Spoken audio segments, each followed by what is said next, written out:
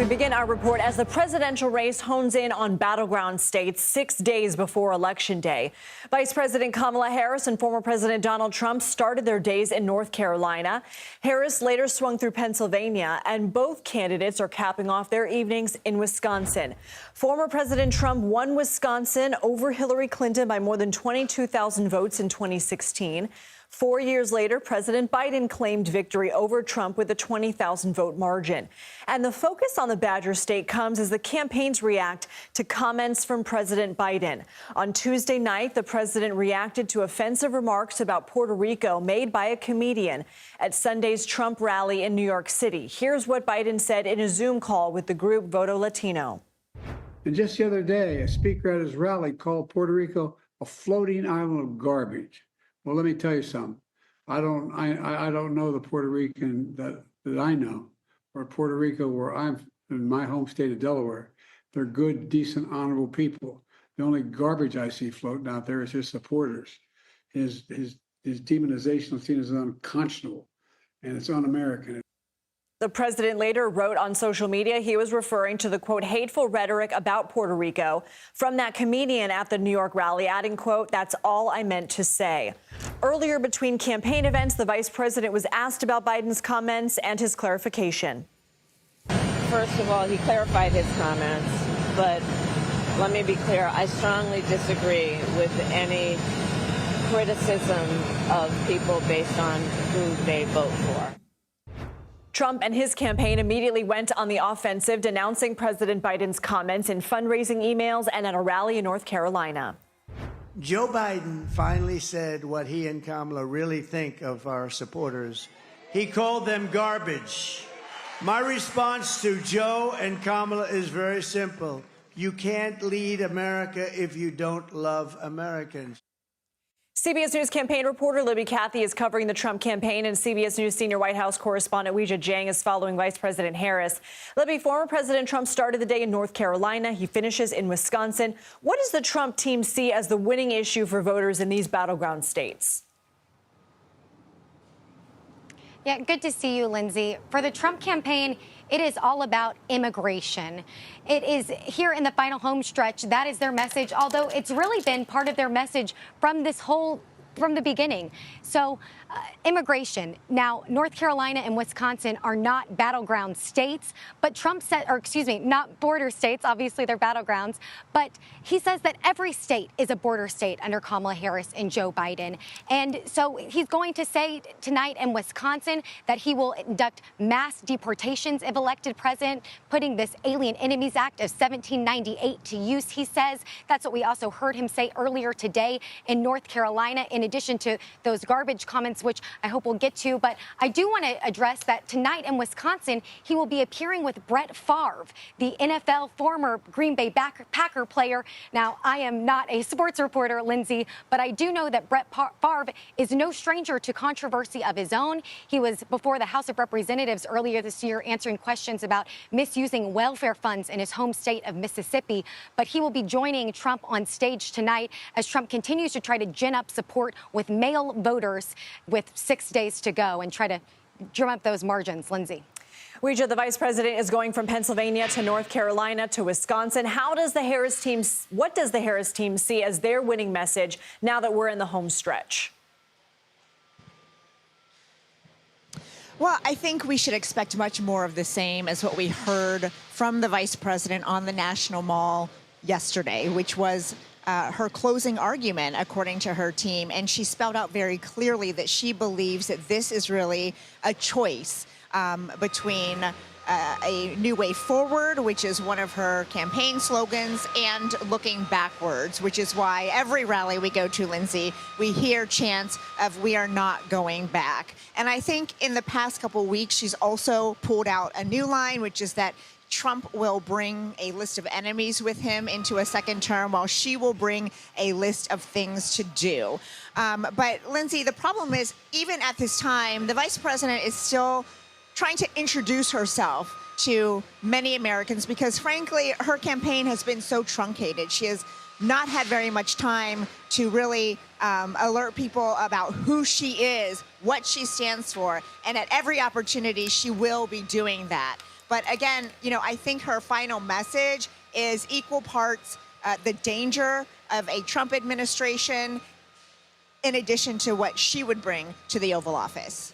Libby, the Trump campaign is trying to use President Biden's garbage comment to their advantage while also shifting away from its own Puerto Rico controversy. How is that reflected in Trump's messaging? Oh, absolutely, Lindsay. Well, they're already fundraising off this for one. But earlier today in Rocky Mount, North Carolina, Trump said, repeated Biden's comments essentially in his interpretation of them, telling the crowd, Biden, Kamala Harris, Tim Walz, think of you as garbage. He says they have treated you like garbage. He said, quote, these lowlifes consider you garbage. He also said that his supporters are superior, adding that in as he's also trying to say that he's not escalating this rhetoric, but seeming to put those escalations in. And I will just add, at Madison Square Garden, it wasn't just Tony Hinchcliffe that we heard with this demonization of Democrats. We also heard other speakers call for Democrats to be slaughtered, called them demagogues. So definitely an escalation of rhetoric from Trump and Republicans, although they welcome this distraction and they say it is actually Biden here calling his supporters and half of the country garbage. And they're not going to let this go, Lindsay. And we heard what the vice president said about the comment. Is she doing enough to differentiate herself and her message from the Biden presidency?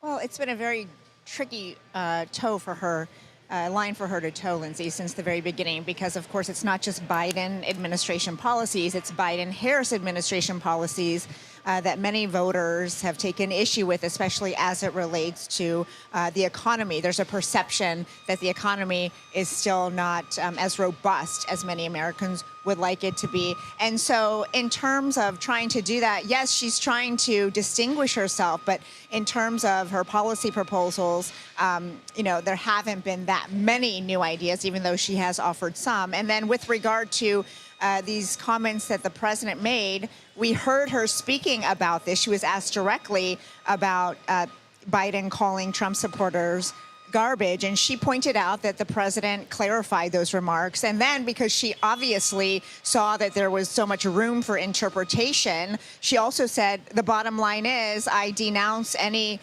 criticism of people based on their political thoughts and their views, and that she promised, once again, to be a president for everybody, Lindsay.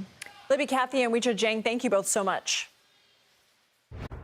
I want to bring in CBS News Chief Washington correspondent Major Garrett for more on the state of the race. Major, Republicans are likening President Biden's garbage comment to what Hillary Clinton said 2 months before the 2016 election, that half of Trump's supporters could be put in a basket of deplorables. We know the outrage that sparked. Is this moment similar? What's the real impact? So it's not similar in the sense that Hillary Clinton said it then, Joe Biden said it now. Hillary Clinton was on the ballot, Joe Biden isn't.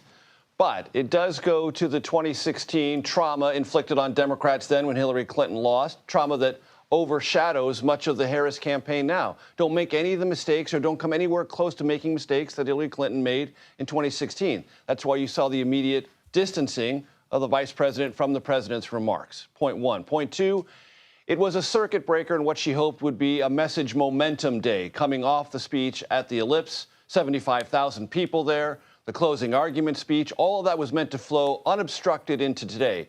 And what did President Biden do? He put a huge obstruction in the middle of that. That's problematic for the Harris campaign. But, Lindsay, let's be honest. The former president calls Democrats the enemy from within and never apologizes about that. President Biden made one remark that could be interpreted as calling Trump supporters something like garbage, apologized, distanced themselves from that. So if you want to have a comparison of incendiary rhetoric, you can do that. The bigger issue for the Harris campaign is it sounds like Hillary, which traumatizes Democrats, and it slowed momentum, which she hoped would be unobstructed on this day. Interesting points there. More than 57 million people have voted early, Major. That's more than a third of the 158 million people who voted in 2020. Do these late breaking news headlines matter? By definition, for those voters, of course not. But I think there's something important about those numbers. Georgia, 3 million voters have cast their ballots early. North Carolina, 3.3 million. North Carolina, 43% of registered voters have already participated, Lindsay.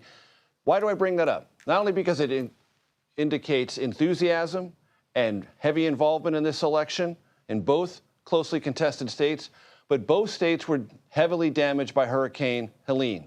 And election officials on the ground in Georgia and North Carolina have gone overtime to make sure they can put together ability and methods for people to vote. Those methods are working. They are going to continue to work all the way to Election Day. But under difficult circumstances, as election workers always do, they are creating solutions for people who want to cast their ballots. And in Georgia and North Carolina, where that was very much a question 2 or 3 weeks ago, it is now being answered in the affirmative. People are participating. Both Harris and Trump have now delivered their closing arguments. What do you see as the key differences? So for the Harris campaign, this is about the future of the country and the future of freedom broadly drawn. For the Trump campaign, it's about immigration and inflation. If you're unhappy, you're with Trump. If you're aspirational, you're with Harris. That's the fundamental difference. Okay, Major Garrett, thank you so much.